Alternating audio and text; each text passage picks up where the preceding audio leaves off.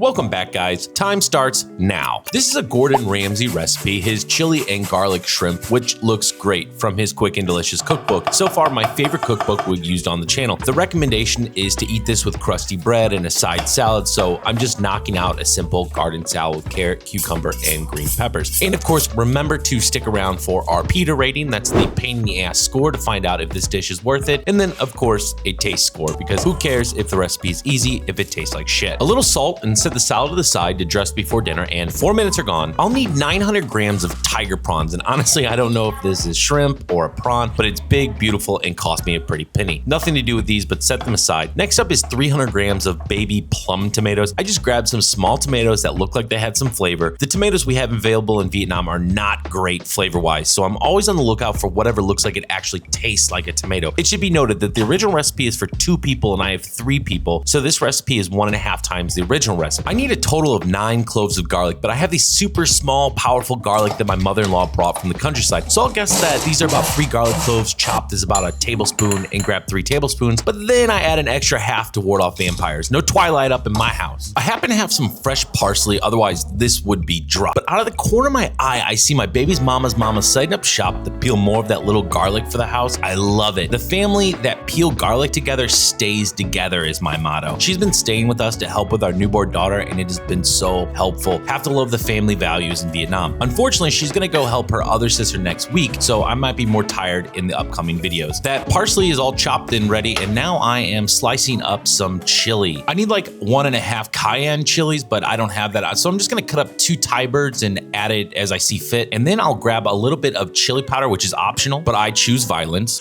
1.5 teaspoons of a tomato puree, which I keep in the freezer frozen at all times. And then I'll need 37 grams of butter, and I don't know why I actually weigh this out. I should have just grabbed a big hunk of butter, because I mean, you can't really go wrong, but I wanted to be accurate. I often cook with the Mise olive oil because it's so much cheaper, but today I'm giving us the real stuff, 6 tablespoons of EVOO, because we're gonna be dunking bread in this sauce to eat it. Up next is the biggest pain in the ass ingredient for me, which was sherry cooking wine. I could only find this at one store, and it's like 10 bucks for a bottle, but it seemed necessary for the recipe. You might be able to try this with a dry white wine though. And it has taken me 24 minutes to get all this mise en place together, but I wasn't rushing or anything like that. I was just slowly cooking in the kitchen, having fun. In my opinion, that's a good time so far, and I believe it's something you could pull off at home during a weekday, so let's go. You might say, it was just 24 minutes, why are you cooking in 30 minutes? Well, I have to move a light and a camera, and I clean up a little bit, so get off my ass. Hot pan, and we're gonna add that olive oil, and then all of that garlic, and you can see it's so much garlic,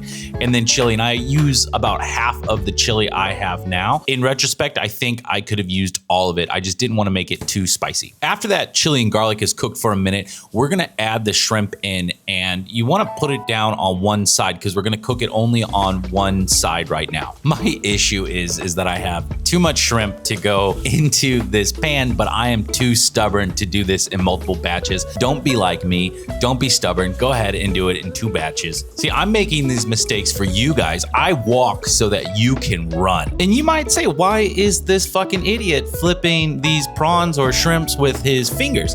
And it's because I don't have a pair of tongs that has plastic ends, and I don't want to scratch this nonstick pan. I'm just rotating these shrimp around so that each one kind of gets pink on that one side. And the whole point of this is just to not overcook our shrimp. That's what we're trying to do. Once you think you have all of the shrimp nice and pink on one side, it's time to add in all of the sherry, then our cut tomatoes, and the tomato paste.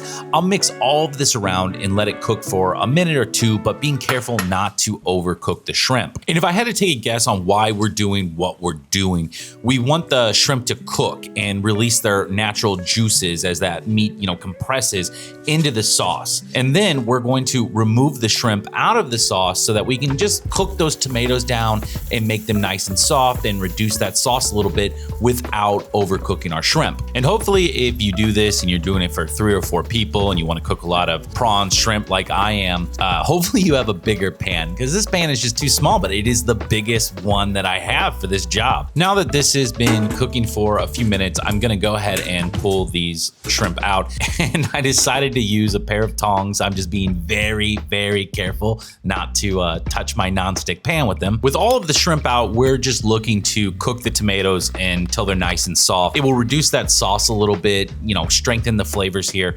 And once that has been reduced, we're supposed to add the shrimp back in and then add butter and parsley. But I know if I add the shrimp first, it's just gonna be a mess. So I go ahead and add the butter and the parsley first. But this looks absolutely gorgeous and it smells delicious in the kitchen. Again, we're not cooking that parsley or butter at all. We're just stirring it in. So as soon as you get it in there, it is time to go back in with the shrimp. And we're just gonna cook this until you feel like your shrimp and prawns are done. It's gonna be different for everybody. I can't give you an exact time, but maybe 3 minutes or so, depending on how much cooking you got on them during the first part of the process too. I'm gonna give this a taste, and I see that it's not so spicy. And I'm gonna go ahead and add that chili powder, that optional chili powder to the top of this. And it's been 45 minutes, and now I'm feeling if I can go back in time, I would have done 3 Thai bird chilies and added them all in just for that extra kick. But flavor-wise, this is delicious so far. I think it's time for the pita score, and I'm feeling that prawns and shrimp being the main dish is a bit expensive. So I'm gonna take 2 points off for price. So we're 2 out of 10. Cooking sherry, for me, it's difficult. I don't know how many people keep that in their kitchen, if that's kind of a staple pantry ingredient for most people, but I'll give it another point for that. I mean, that's very difficult for me to get. Everything else I think is extremely easy, and the actual cooking technique is easy. And I thought time-wise, this being done in about 45 minutes was really good. And I'm moving camera and light, so I'm gonna give it a good score on that. So I'd say pita score 3 out of 10. And I love this shot here with everybody digging into the shrimp bowl in the middle, dunking their bread, grabbing shrimp. To me, I love that part of eating and sharing the table and spending time with the family, and kind of an interactive meal like this, family style. Everybody's fighting over the shrimp in the middle. And as you can see, my family really tore this up, all those shrimp that we had. So I think that was a good amount that I used. For the taste score, I'm gonna go with an 8.2. I asked my family what they thought, and that's kind of our aggregated taste score. And I asked them, would you be happy if I made this again in 3 weeks? And that was a resounding yes. And that's the key of what we're trying to do here on this channel, is to find you things that you can make, add into your rotation. This recipe is going on our best of the best playlist for sure. And again, on the pita score, this is a 3 out of 10. You don't have to wait till the weekend to make something like this. This is a good weekday meal. All right, I'll see you guys in the next one.